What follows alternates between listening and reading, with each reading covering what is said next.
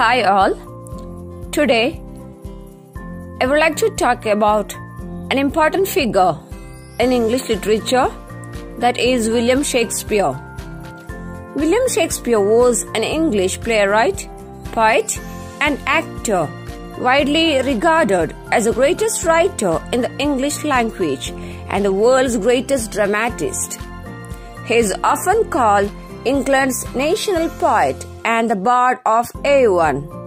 He has written 39 plays, including collaborations, 154 sonnets, 2 long narrative poems, and a few other verses. His plays have been translated into every major living languages and are performed more often than those of any other playwright. Now, biography. William Shakespeare was born on 26 April 1564 at Stratford upon Avon in Warwickshire in England.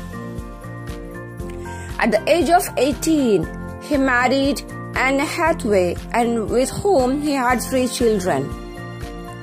He began a successful career in London as an actor, writer, and part owner of a playing company sometime between the year 1585 and 1592.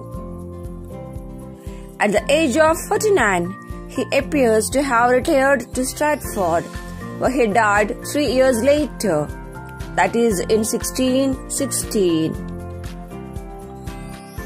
His plays. Shakespeare produced most of his non-works between 1589 and 1613. His early plays were primarily comedies and histories. Until about 1608, he wrote mainly tragedies, and all tragedies considered to be among the finest works in the English language. In the last phase of his life, he wrote tragic comedies and collaborated with other playwrights. So, comedies. Comedy in general is a play of love, romance and marriage, joy and delight, wit and humor, etc.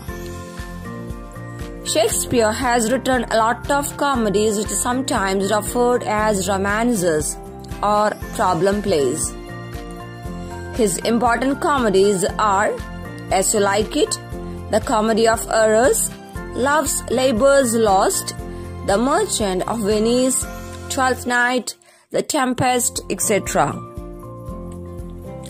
The main features of Shakespeare's comedies are love and marriage, romantic atmosphere, role of women, music and dance, humor and pathos, blending of realism and fantasy.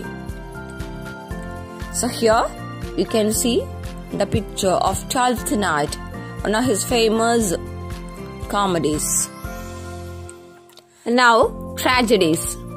Shakespeare had no preconceived conception of an ideal tragedy, but he had a lot of models like Aristotle, Sophocles, etc. He also added his own keen observation on life, its mystery and terror, and the supernatural forces working upon it. His most important tragedies are Hamlet, Macbeth, King Lear, Romeo and Juliet, and Othello. The main themes in his tragedies are the tragic hero, fatal flaw of the hero, fate and supernatural powers, internal and external conflict, pity, etc. So here, the picture of Hamlet. Next is historical plays. Shakespeare's historical or chronicle plays form an important group of his plays. His historical plays had a long period of British history, from the middle of the 11th century to the middle of the 16th century. His important plays are King John, King Richard II, King Henry IV, etc. So now Features of historical plays. First one, tragic end. Then it deals with medieval British history. Then presentation of two types of kings. Predominance of action, patriotic note, etc. So here, King Henry IV, part 1. Now about poems. Shakespeare has written 154 sonnets and 2 long narrative poems. Sonnet 1 to 126 seem to be addressed to a young man, and sonnet 127 to 152 seem to be addressed to a woman, the so-called dark lady of Shakespearean legend. The last two focused on the classical god Cupid. He published 2 long poems, Venus and Adonis, in 1593 and The Rape of Lucrece in 1594. So here, sonnet 17.